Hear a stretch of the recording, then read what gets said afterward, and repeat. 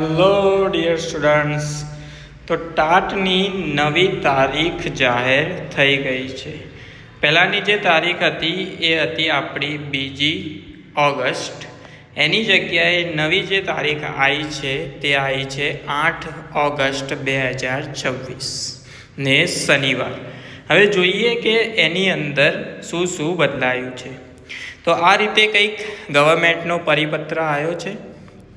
પરિપત્રની અંદર માહિતી ખાલી એટલી જ છે કે હવામાન વિભાગ દ્વારા સૂચના આપવામાં આવી હતી તેના આધારે તારીખ બદલી, એટલે કે 2 ઓગસ્ટને બદલીને એની જગ્યાએ 8/8/2026 એટલે કે શનિવારે તમારી ટાટ ઉચ્ચતર માધ્યમિકની પરીક્ષા રાખવામાં આવી છે.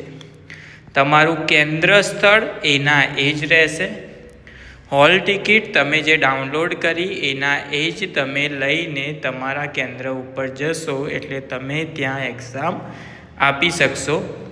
આ લેટરની અંદર ખાલી આ જ માહિતી લખેલી છે કે નવી તારીખ તમારી થઈ ગઈ છે 8/8/2026 ને શનિવાર.